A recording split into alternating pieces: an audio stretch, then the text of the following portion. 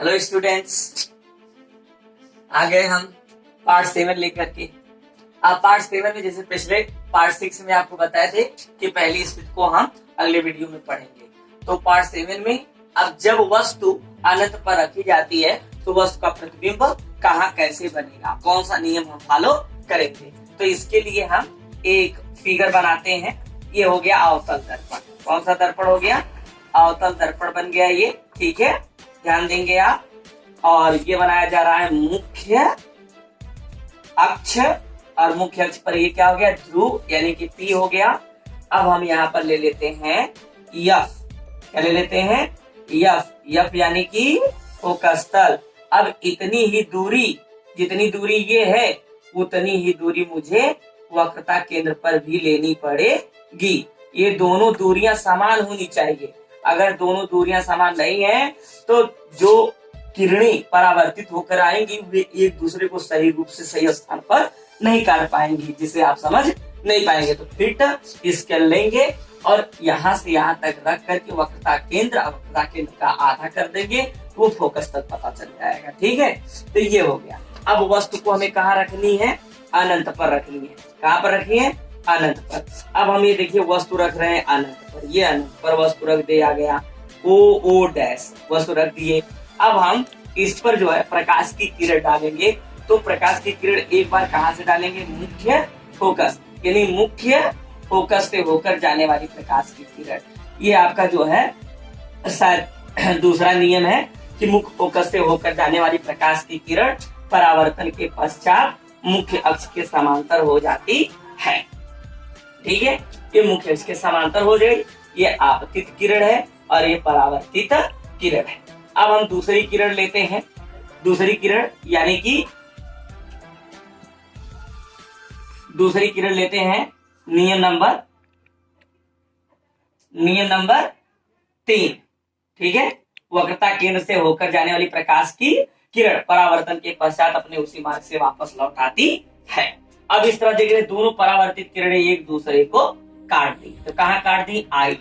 इसको हम बना देते हैं आई डैश। अब इस पर हम जो है एक लंब डाल देते हैं। ये देखिए लंब डाल दिए। ठीक है, ये हो गया आपका आई डैश, यानी कि आई डैश लिखा जा रहा है। क्यों? क्योंकि इमेज, यहाँ पर प्रतिबिंब की स्पेलिंग क्या होती है?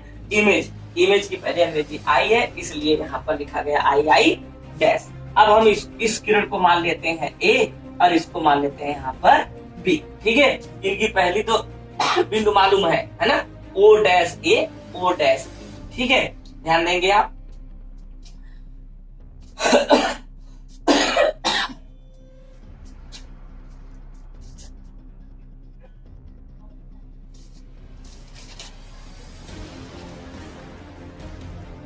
आइए देखिए, अब इसी को पढ़ना है, समझना है कि स्पष्ट रूप से कैसे बोल सकते हैं आप।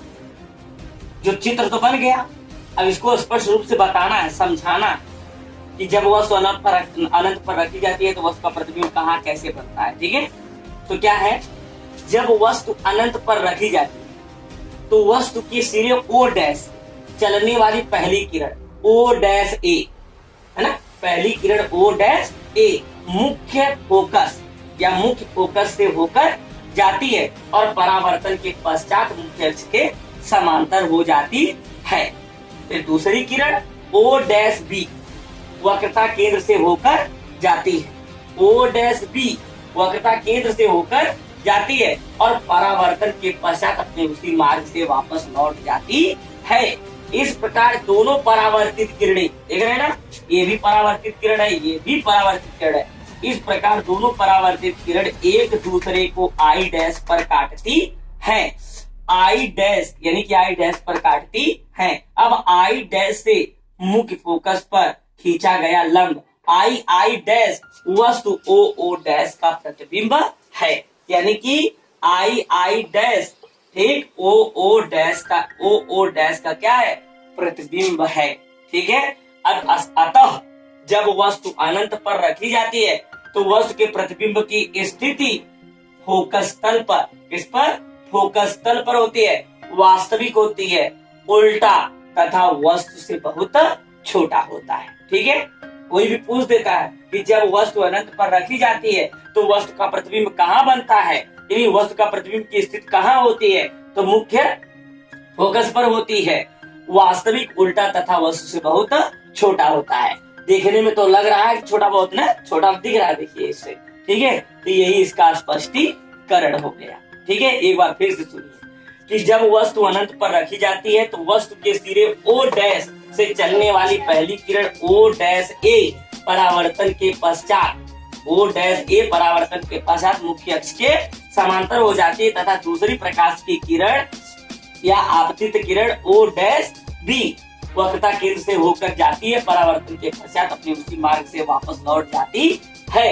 इस प्रकार दोनों परावर्तित किरणें एक दूसरे को I डैश पर काटती हैं।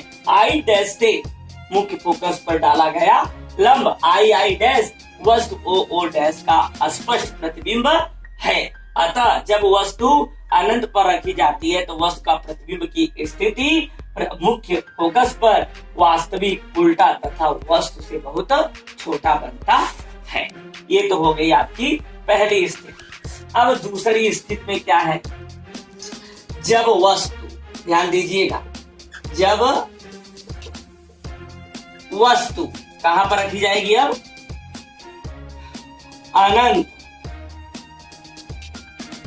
अनंत और वक्रता केंद्र पर रखी जाती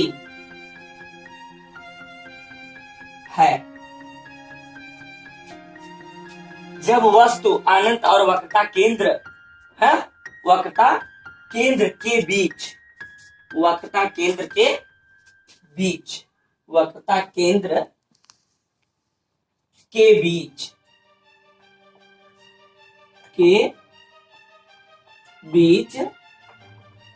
रखी जाती है, तब वस्तु का प्रतिबिंब कहां पर बनेगा। ठीक है, जैसे शॉर्टकट चित्र में आपको हम बताए थे कि फोकस और वक्रता केंद्र के बीच में।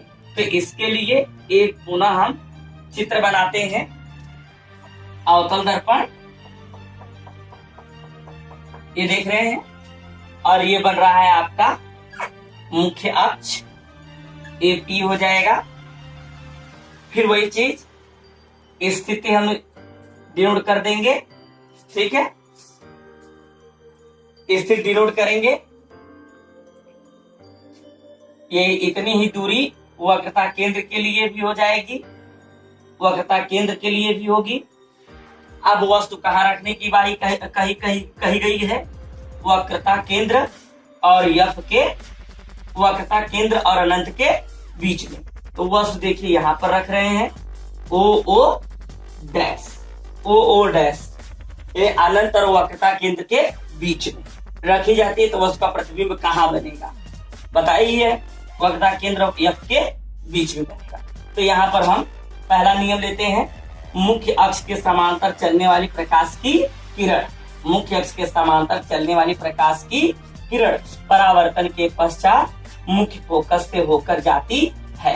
देख रहे हैं ना, ये परावर्तन के पश्चात मुख्य फोकस से होकर जा रही है।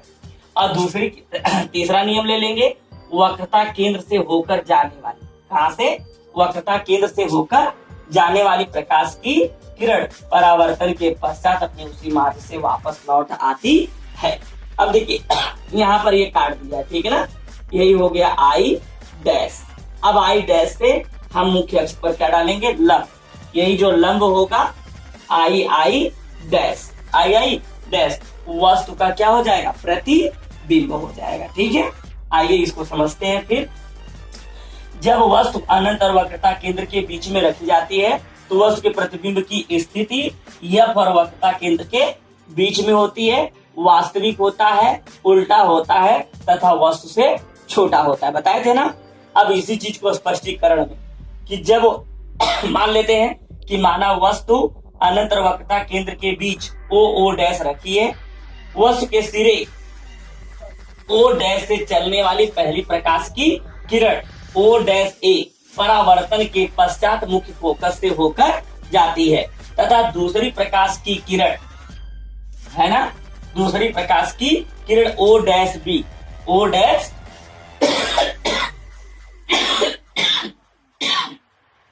O डैश बी वक्रता केंद्र से होकर जाती है और परावर्तन के पश्चात अपने उसी मार्ग से वापस लौट आती है।